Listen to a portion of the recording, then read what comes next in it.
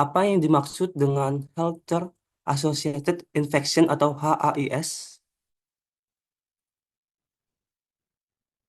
Eh, baiklah, Cindy dipersilakan untuk menjawab. Uh, izin menjawab, HAIS adalah infeksi yang terjadi selama perawatan di fasilitas kesehatan. Berarti jawabannya B ya, Cindy. Iya, Oke, baik benar. Jawaban nomor satu, apa yang dimaksud dengan HIS adalah B, infeksi yang terjadi selama perawatan di fasilitas kesehatan. Nomor dua, HAIS dapat terjadi pada A, hanya pasien, B, hanya dokter, C, pasien dengan petugas kesehatan, D, hanya pengunjung.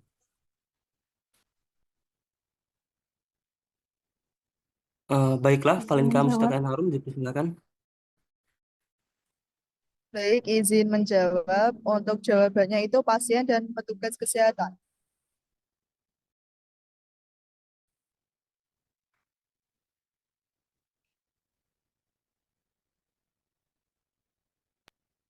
Sebelumnya izin ya buat Ya, yang dipersilakan. belum menjawab. Silakan bilang NIM sama namanya ya. Oke. Kasih.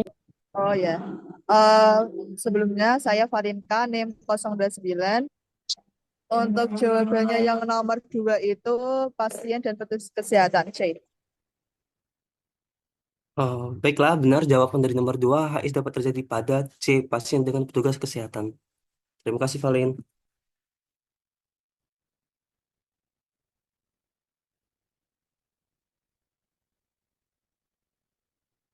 Bentar ya.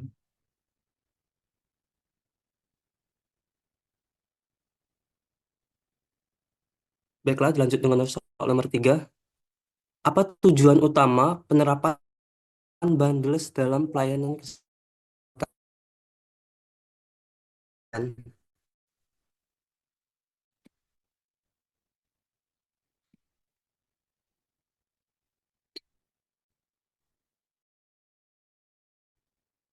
Baiklah, Aurelia dipersilakan. Izin menjawab, saya Anissa Yumna, NIM 086. Aurelia dipersilakan. Izin menjawab, saya Anissa Yumna, NIM 086. Apa tujuan utama penerapan Bandos dalam pelayanan kesehatan? Jawabannya C, meningkatkan kualitas pelayanan dengan praktik berbasis bukti. Eh, Baiklah, benar jawaban dari nomor Anissa Yuma. Nomor tiga, apa tujuan utama penerapan bundles dalam pelayanan kesehatan? Jawaban C. Terima kasih.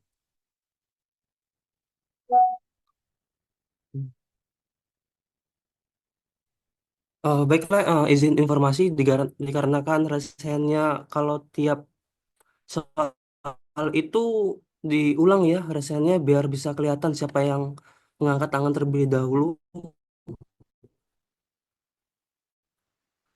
Dan kalau tiap orang yang sudah mengangkat tangan,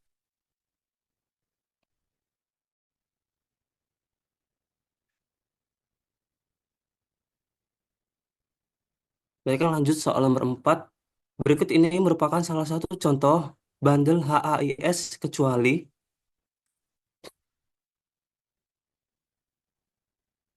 Baiklah, Nesa Nesa Fitarani dipersilakan. Saya Nesa, NIM 001 menjawab nomor 4. Jawabannya C, infeksi pernafasan akut atau ARI.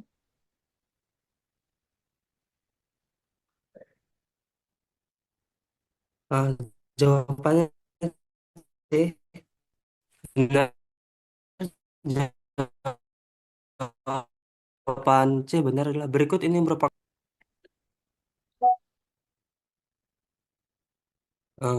selanjutnya soal nomor 5. Apa tujuan dari bundle PLABSI?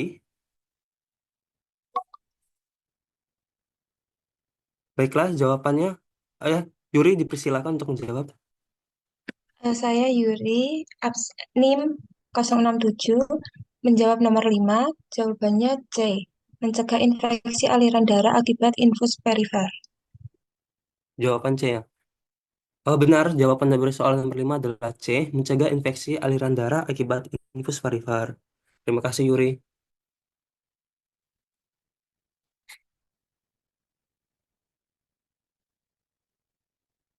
Selanjutnya, soal nomor 6.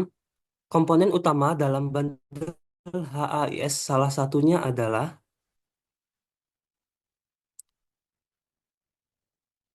eh, Laura, dipersilakan untuk menjawab. Izin menjawab, nomor 6, saya Laura Emilia Figuri, NIM 033.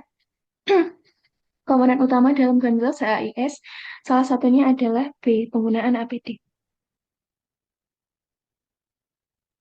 Baiklah, benar. Jawaban nomor 6 adalah B, penggunaan APD. Terima kasih sudah menjawab.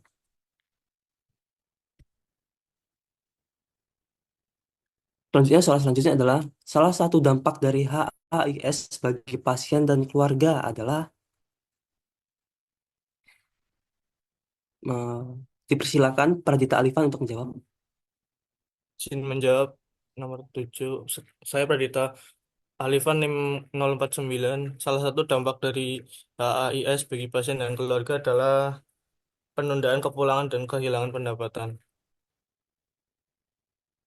Baiklah, jawaban dari nomor 7 C adalah benar.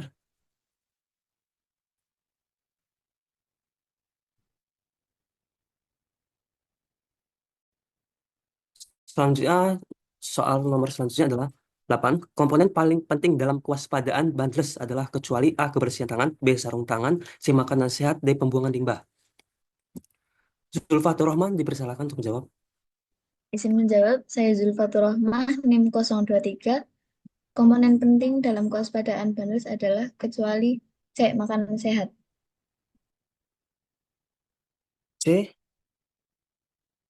Makanan sehat. Ya, benar. Jawaban nomor 8 adalah C. Makanan sehat.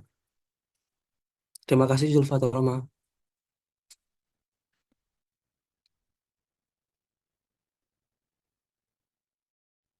Selanjutnya adalah nomor 9. Apa yang menjadi tantangan utama dalam penerapan Bandles?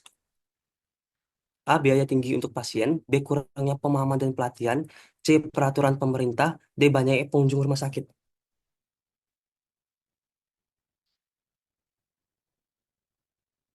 Rahma dipersilakan untuk menjawab. Baik, saya Rahman, NIM 030. Jawabannya adalah B, biaya tinggi untuk pasien. B. Biaya tinggi untuk pasien. Apa? Ulangin lagi.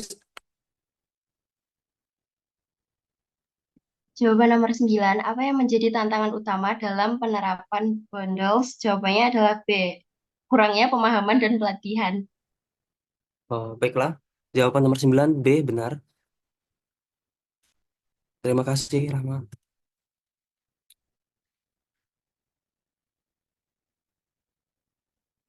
Selanjutnya nomor 10. Salah satu bentuk APD yang disebutkan dalam materi adalah A. Helm, B. Masker dan pelindung wajah, C. Pakaian renang, D. Sepatu bot.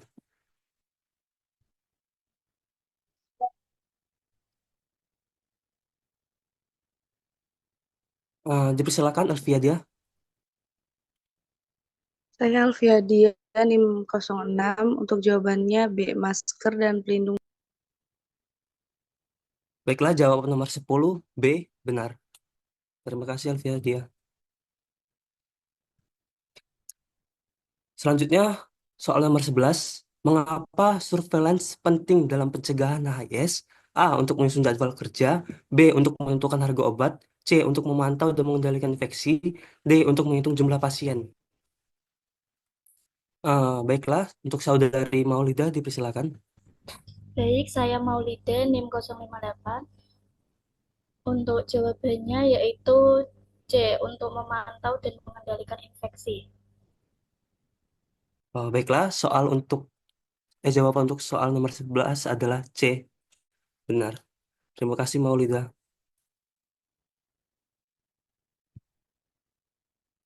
Selanjutnya soal nomor 12. Kebersihan pernafasan dan etika batuk termasuk dalam A. protokol umum rumah sakit, B. program gizi, C. penerapan kewaspadaan Bangladesh, D. kegiatan sosial pasien. Baiklah, Anissa Nadia, dipersilakan. Izin menjawab untuk pertanyaan nomor 12 dengan NIM 088 atas nama Sandri Maharunisa. Untuk soalnya kebersihan pernafasan dan etika batuk termasuk dalam jawabannya C, yaitu penerapan kewaspadaan Gandalf. Baiklah, untuk jawaban nomor 12 adalah yang benar adalah C. Benar. Kebersihan pernafasan dan etika batuk termasuk dalam C. Terima kasih, Anissa.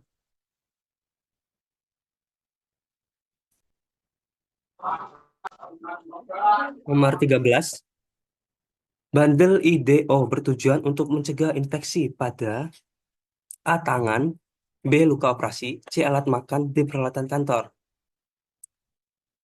Eh, dipersilakan, Arieta. Izin menjawab, saya Arieta NIM 014, nomor 13 jawabannya B, luka operasi. Luka operasi. Ya, Baiklah, untuk jawab nomor 13, luka operasi adalah benar. Terima kasih, Arieta. Selanjutnya adalah faktor individu yang menjadi tantangan penerapan Bundles disebut sebagai A. human factor, C. technical support, C. medical barriers, D. operational failure. Hmm, Saidina Husna, dipersilakan untuk menjawab. Jawabannya adalah A. Human factor. Human factor. Baiklah, human factor benar.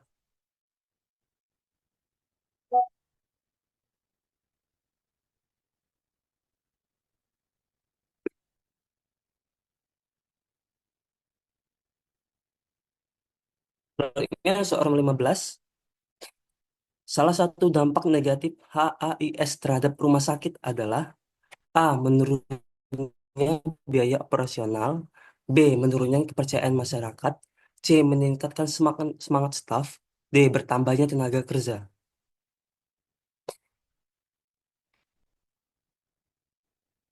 Mustika Sari, dipersilakan. Baik, saya Mustika nomor 16. Jawabannya itu B, menurutnya kepercayaan masyarakat. B. menurunnya kepercayaan masyarakat. Baiklah, jawaban untuk soal nomor 15 yang benar adalah B. Menurunnya kepercayaan masyarakat. Terima kasih, Mustika.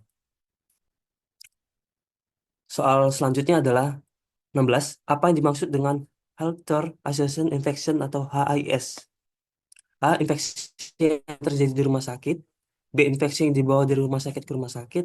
C. Infeksi yang didapat selama perawatan medis. D. Infeksi yang hanya terjadi pada tenaga medis.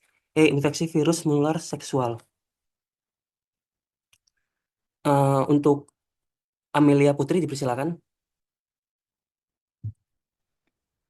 Baik, nomor 16, apa yang dimaksud dengan Healthcare Associated Infection atau HIS? Jawabannya C, infeksi yang didapat selama perawatan medis.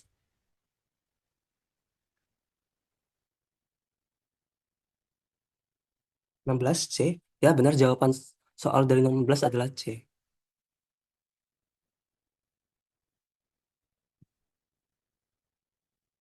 17.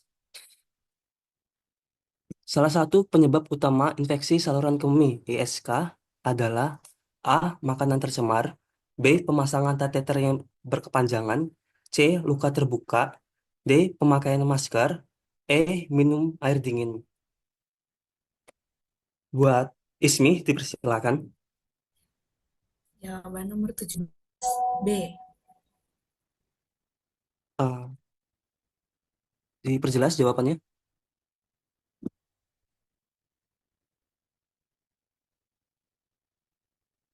Jawabannya B.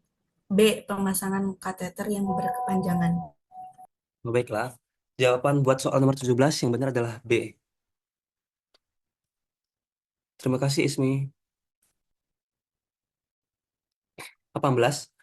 Gejala gejala dari ventilator associated pneumonia atau FAP adalah A. Sakit kepala dengan batuk ringan, B. Demam dan nyeri dada, C. Demam kesulitan bernapas dahak perulen, D. Mual dan muntah, E. Sakit perut dan diare. Untuk Fadila Ira dipersilakan. Baik, untuk jawaban nomor 18 adalah C. Demam, kesulitan bernapas, dan dahak purulen. 18 adalah C. Oh, baiklah. Jawaban dari nomor 18 adalah C. Benar.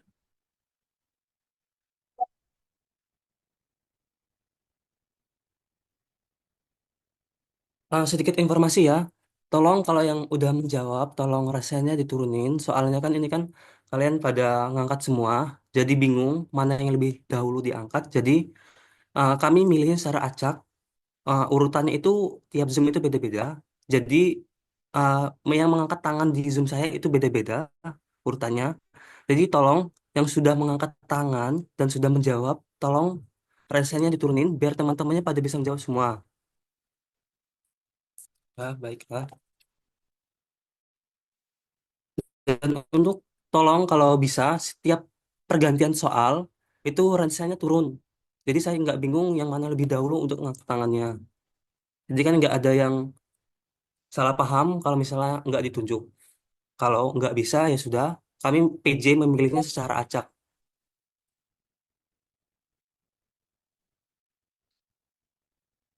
Lanjut soal nomor 19. Salah satu metode pencegahan infeksi luka bedah SSI adalah A. Menghindari minum obat, B. Menutup luka dengan tisu, C. Menerapkan teknik operasi steril, D. Mengompres luka setiap 2 jam, E. Membiarkan luka terbuka. Eh, Baiklah, Ananda dipersilakan untuk menjawab. Jawabannya C, menerapkan teknik operasi steril. C. Untuk terus. Baiklah, jawaban dari nomor 19, C. Menerapkan teknik operasi steril adalah benar.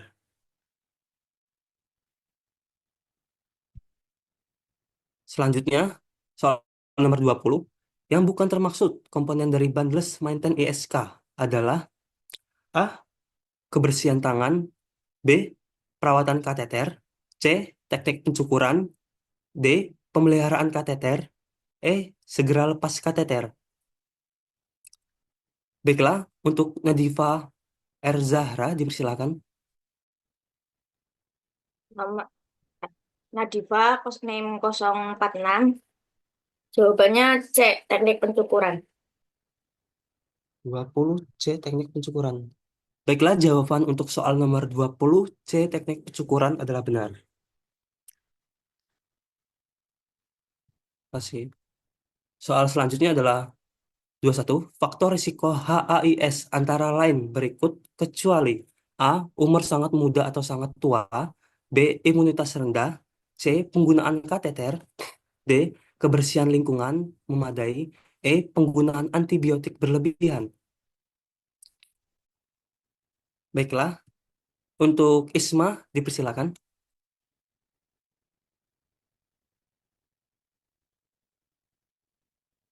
Ulang lagi, baiklah untuk Isma dipersilakan. Baik, faktor risiko HAIS antara lain berikut kecuali D. Kebersihan lingkungan memadai. Mohon maaf Isma, disebutkan NIM sama dari rek A atau dari rek B, terus namanya secara lengkap baru bisa dicatat. Baik, saya Isma Apriliani NIM 005 dari D3TLM Rek A. Untuk faktor risiko HAIS antara lain berikut kecuali D. Kebersihan lingkungan memadai. Baiklah, untuk jawaban dari nomor 21, D. Kebersihan lingkungan memadai adalah benar. Terima kasih. Nomor selanjutnya, nomor 22. Tujuan dari penerapan bundles HAIS adalah A. Meningkatkan jumlah rawat inap, B. Meningkatkan penggunaan antibiotik, C. Menurunkan angka infeksi kematian dan biaya, D. Mempercepat waktu operasi, E. Menambah beban kerja perawat. Baiklah, dipersilakan untuk Helvi. Izin menjawab, Helvi NIM 064, jawaban soal nomor 22 adalah C, menurunkan angka infeksi, kematian, dan juga biaya. Baiklah, untuk jawaban dari nomor soal 22, C, menurunkan angka infeksi, kematian, dan biaya adalah benar.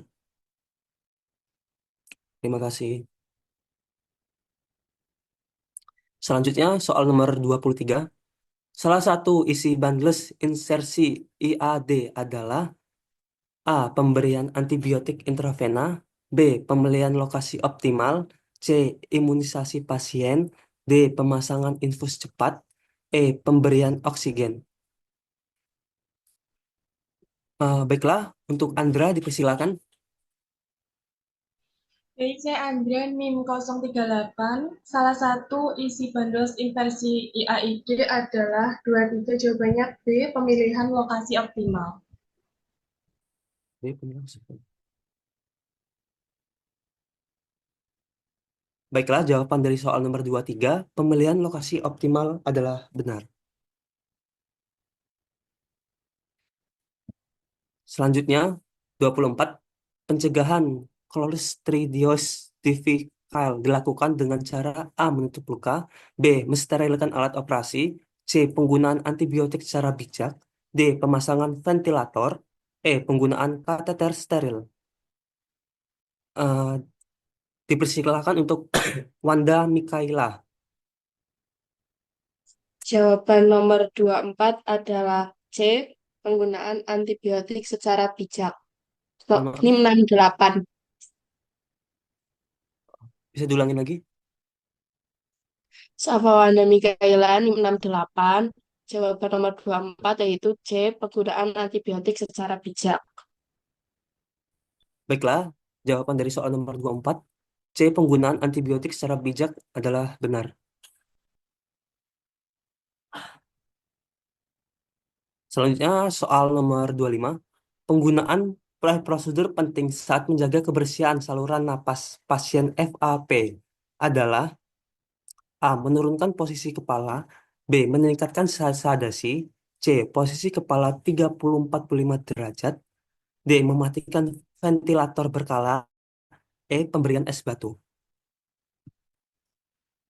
Kepada Ikrina Silva dipersilakan. Baik, maka nama saya Ikrina, NIM 043, nomor 25. Prosedur penting saat menjaga kebersihan saluran napas pasien FAP adalah posisi kepala 30 sampai 45 derajat. C. Baiklah.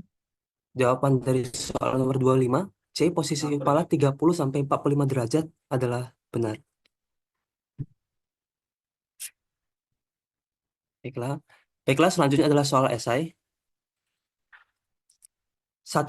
Jelaskan apa yang dimaksud dengan bundles dalam konteks pengendalian HAIS. Baiklah, Tiara dipersilakan. Baik, terima kasih. Saya Tiara dari NIM 045, izin menjawab untuk pertanyaan nomor 1. Bundles merupakan sekumpulan praktik berbasis bukti yang jika dilakukan secara kolektif dan konsisten maka akan meningkatkan hasil layanan kesehatan. Nah, bundles juga dirancang untuk menurunkan angka HIS, kematian, dan biaya perawatan jika dijalankan dengan benar dan bijak oleh tenaga kesehatan. Oke, baiklah buat jawaban dari Tiara. Benar. Oke, soal nomor selanjutnya adalah 2. Sebutkan 3 faktor risiko utama terjadinya HIS pada pasien. Kepada saudari Siva, dipersilakan. Baik, saya Siva, NIM 40, izin menjawab nomor 2. Jawabannya itu ada umur ekstrim, neonatus atau lansia. Yang kedua, imunitas rendah atau terganggu. Misalnya karena penyakit kronik atau pengobatan imunosupresif. Dan yang ketiga, penggunaan peralatan invasif seperti kateter atau ventilator. Oh, baiklah, jawaban dari Siva benar. Selanjutnya soal nomor terakhir dari pertemuan 12. 3.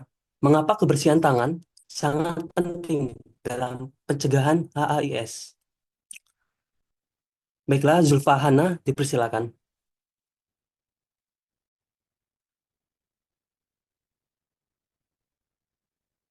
Baik, Sekali saya lagi. Subhana, NIM 044.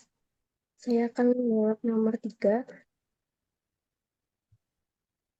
Kebersihan tangan adalah metode paling efektif untuk mencegah transmisi mikroorganisme patogen antara pasien, tenaga medis, dan lingkungan.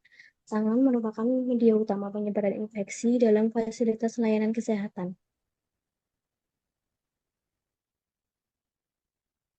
Baiklah, jawaban dari Zulfa Hana nomor 3 C adalah benar.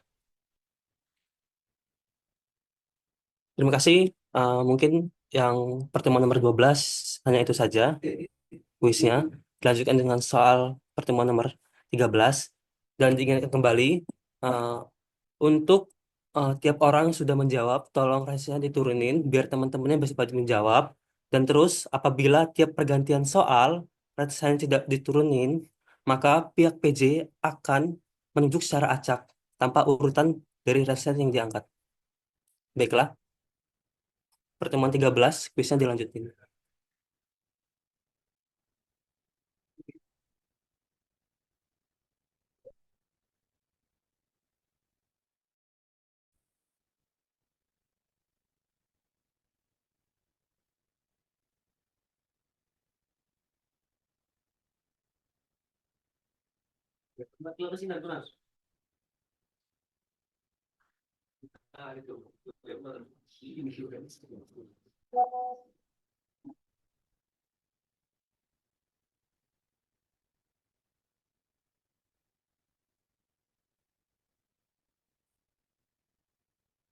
Baik, untuk selanjutnya akan saya bacakan soalnya.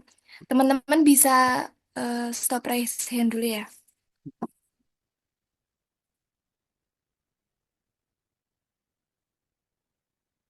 Oke, untuk nomor 1, apa pengertian PPI menurut Permenkes nomor 27 tahun 2017?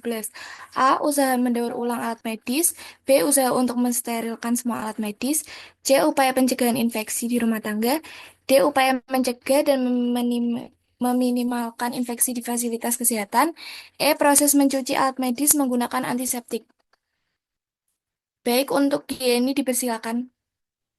Jawabannya D. Upaya mencegah dan meminimalkan infeksi di fasilitas kesehatan. Iya, benar. Oke, next.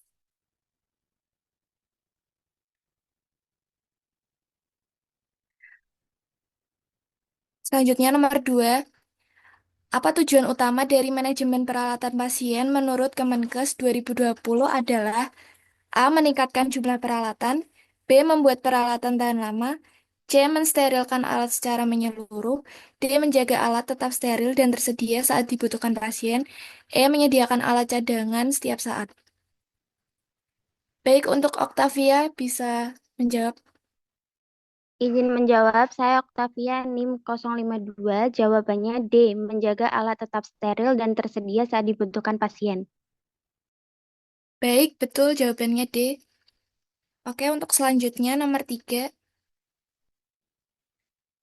Contoh peralatan kesehatan yang termasuk dalam kategori kritikal adalah A. Stetoskop dan termometer. B. Spekulum dan nasal kanula. C. Alat bedah dan kateter intravena. D. Tensimeter dan EKG. E. Laringoskop dan endotracheal tube. Baik, untuk Sabila dipersilakan. Baik, saya Sabila Molina, NIM 009 dari Reg A. Untuk jawabannya C, alat bedah dan kateter intravena. Benar, jawabannya. Selanjutnya untuk nomor 4, alat yang berkaitan dengan mukosa dan kulit lecet masuk kategori A. Non-kritikal, B. Semi-kritikal, C. Sangat kritikal, D. Superkritikal, E. Prekritikal. Baik, untuk Aurelia dipersilakan.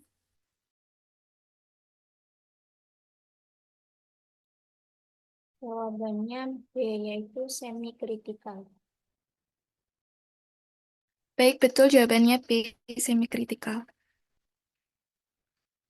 Selanjutnya nomor 5. Berikut ini adalah contoh dari alat non-kritikal kecuali A. EKG, B. Termometer, C. USG, D. Endoskopi, E. Tensimeter. Untuk Aniska Nabila dipersilakan. B. Izin menjawab, saya Aniska Nabila, NIM 013. Jawaban nomor 5 yaitu D. Endoskopi. Baik, betul jawabannya D. Endoskopi. Selanjutnya, untuk nomor 6, tahapan awal pengelolaan alat kesehatan adalah A. Sterilisasi, B. Pengemasan, C. Pre-cleaning, D. Penyimpanan, D. Disinfeksi. Baik, untuk Desi dipersilakan. Baik, izin menjawab saya Desi. Untuk jawaban nomor 6 adalah C. Reclining. Baik, benar C. Pre-cleaning. Baik, untuk selanjutnya nomor 7. Fungsi utama proses pre-cleaning adalah A. Mensterilkan alat, B. Menghilangkan semua mikroorganisme, C. Menghilangkan semua noda, D. Mengurangi kontaminasi dan mempermudah pembersihan, E. Menambah umur alat. Baik, untuk Idayanti dipersilakan. Baik, nomor 7, fungsi utama proses pre-cleaning adalah, jawabannya adalah D, untuk mengurangi kontaminasi dan mempermudah pembersihan. Baik, benar jawabannya adalah D. Baik, untuk yang selanjutnya nomor 8, APD yang digunakan saat dekontaminasi alat meliputi kecuali A. Masker, B. Sarung tangan, C. Jas hujan, D. Sepatu tertutup, E. Celemek plastik. Baik, untuk dia dipersilakan. Baik, saya Dia, NIM 057, jawaban nomor 8 itu C, jas hujan. Baik, benar jawabannya C.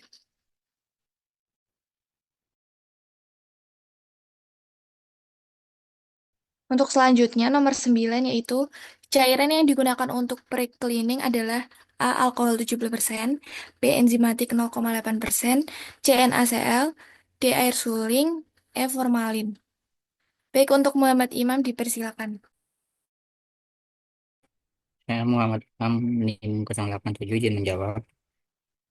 Nomor 9, B. Enzimatik 0,8%. Baik, jawabannya benar B. Enzimatik 0,8%.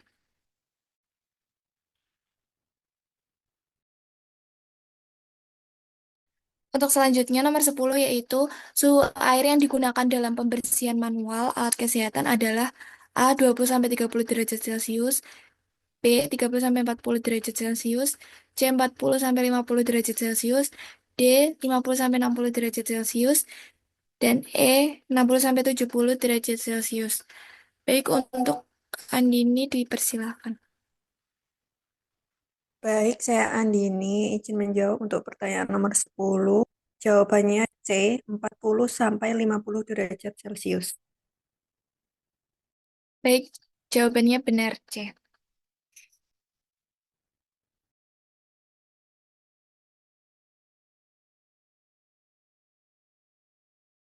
Selanjutnya adalah soal esai.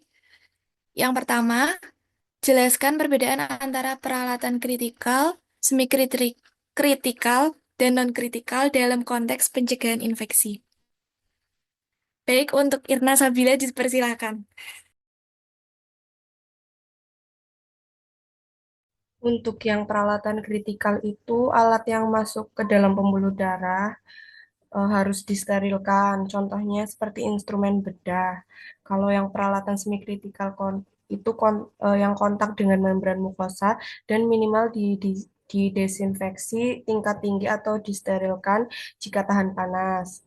Contohnya ETT. Kalau peralatan non kritikal hanya menyentuh kulit utuh dan cukup didesinfeksi tingkat rendah, misalnya stetoskop. Baik, terima kasih. Untuk selanjutnya nomor 2, uraikan langkah-langkah tahapan pengelolaan peralatan pasien dari awal hingga siap digunakan kembali. Baik untuk Naswa Laksita dipersilakan.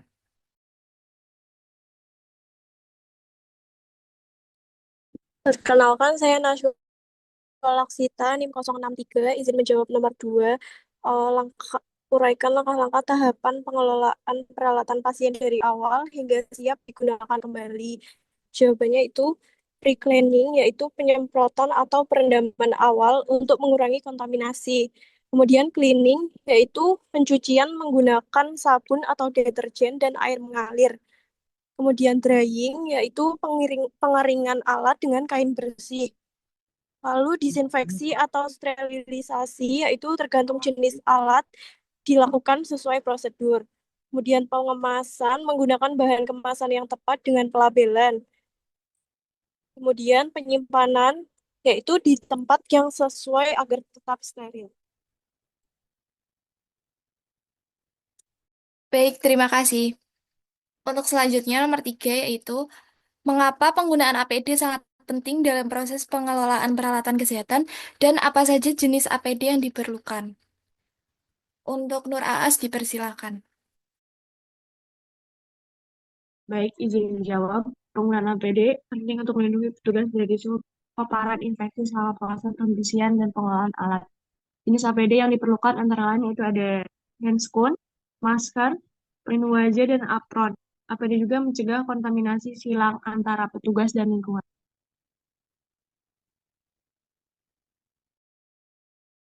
Baik, terima kasih. Untuk selanjutnya, pertemuan terakhir yaitu pertemuan 14.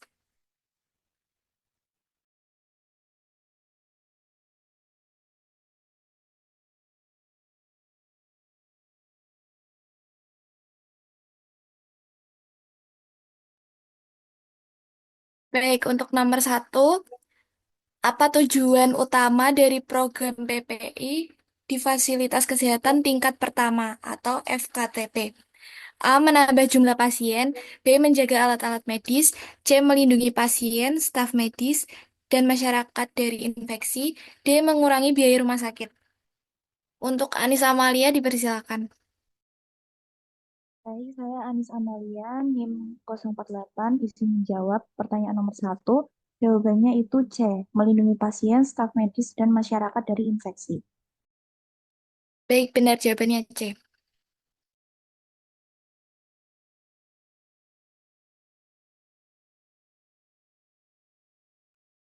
Untuk selanjutnya, nomor 2 yaitu siapa saja yang mendapat manfaat dari program PPI. A. Hanya pasien. B. Hanya staf medis. C. Pasien dan pengunjung saja. D. Pasien, staf medis, dan masyarakat umum. Untuk Naswa Dinatun, dipersilakan.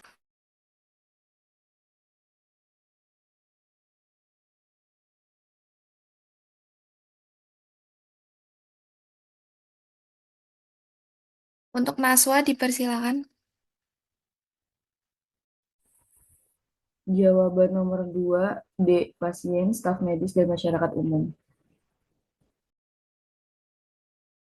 Baik, benar jawabannya D. Untuk selanjutnya, nomor 3. Salah satu dasar hukum pengelolaan limbah medis di fasilitas kesehatan adalah A. UU nomor 38 tahun 2014, B. Permenkes nomor 27 tahun 2017, C. PP nomor 101 tahun 2014, D. UU nomor 36 tahun 2009.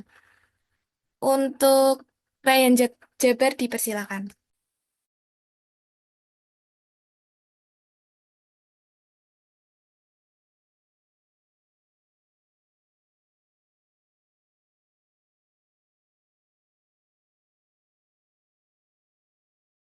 Untuk Ryan Jaber, Untuk jawabannya adalah C. PP nomor 101 tahun 2014. ya benar, C.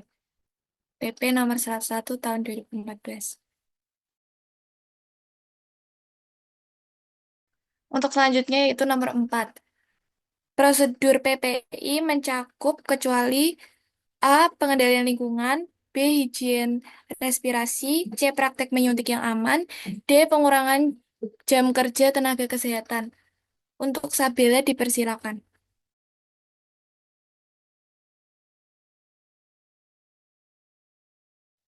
Jawabannya D, pengurangan jam kerja tenaga kesehatan. Baik, benar jawabannya D.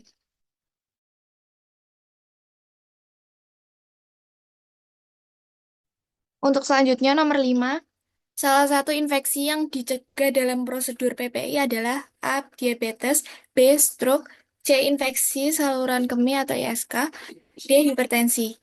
Untuk Dinda dipersilakan. Jawabannya infeksi saluran kemih, C.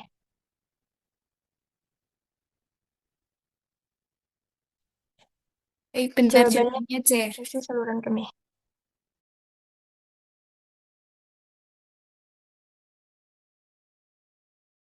Selanjutnya nomor 6. Fungsi audit dalam PPI adalah A. Memberikan sanksi pada tenaga medis, B. Meningkatkan pendapatan rumah sakit, C. Menilai kesesuaian praktik dengan standar dan memperbaiki kekurangan, D. Mengurangi jumlah laporan bulanan. Untuk Muhammad Rifki dipersilakan. Baik, saya Rifki NIM 079. Jawabannya yaitu C. Menilai kesesuaian praktik dengan standar dan memperbaiki kekurangan. Baik, benar jawabannya C.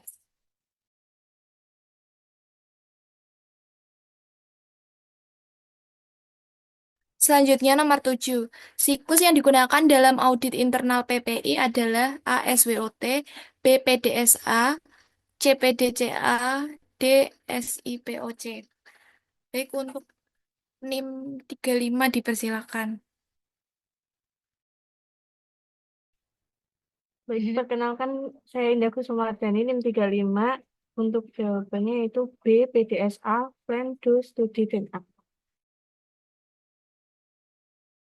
Baik, benar jawabannya B.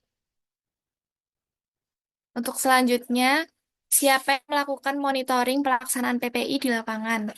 A. Kepala Dinas, B. Ketua Keuangan, C. IPCN, dan IPCLN, D. Dokter Jaga. Untuk NIM 61 dipersilakan. Saya Elsa Odin Prasasti untuk jawaban nomor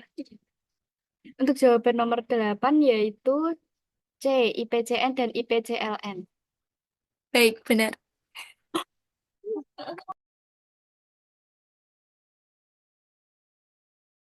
Untuk selanjutnya nomor 9. Evaluasi pelaksanaan PPI oleh Komite PPI dilakukan minimal setiap A. 1 bulan, B. 2 bulan, C. 3 bulan, D. 6 bulan.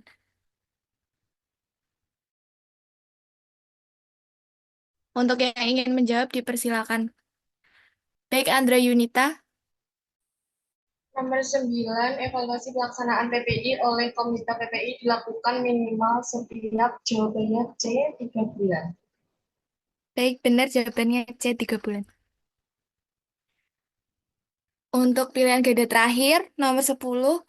Proses awal dalam pengkajian risiko PPI adalah A. Analisis risiko, B. Identifikasi risiko, C. Kontrol risiko, D. Monitoring risiko. Untuk NIM 73 dipersilakan.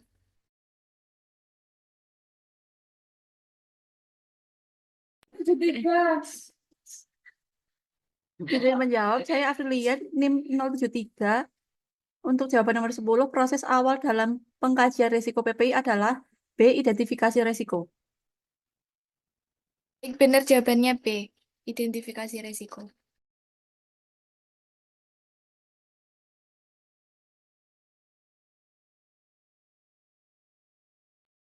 Untuk yang terakhir adalah soal esai. Yang pertama, jelaskan bagaimana proses pengkajian risiko dalam program PPI dilakukan di fasilitas pelayanan kesehatan dan mengapa hal ini penting. Baik, untuk NIM 076 dipersilakan.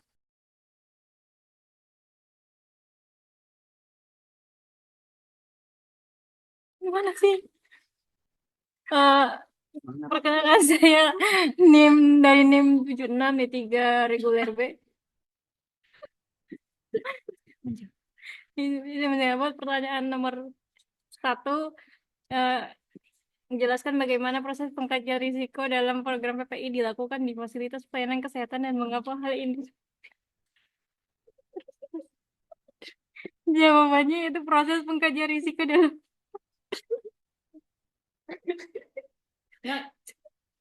Program PPI mencakup 4 tahun.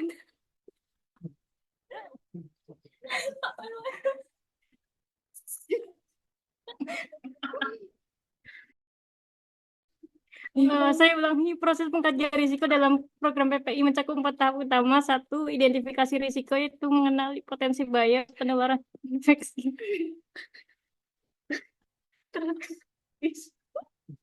Di lingkungan fasilitas kesehatan. 2. Analisis faktor risiko, mengevaluasi dan mengukur tingkat risiko tersebut. Enggak kuat.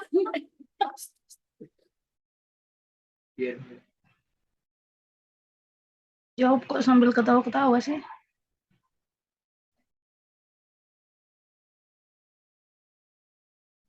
Izin menjawab, proses pengkajian risiko dalam proses program PPI mencakup 4 tahap utama. 1. Identifikasi risiko, mengenali potensi bahaya penularan infeksi di lingkungan fasilitas kesehatan. 2. Analisis risiko, mengevaluasi dan mengukur tingkat risiko tersebut.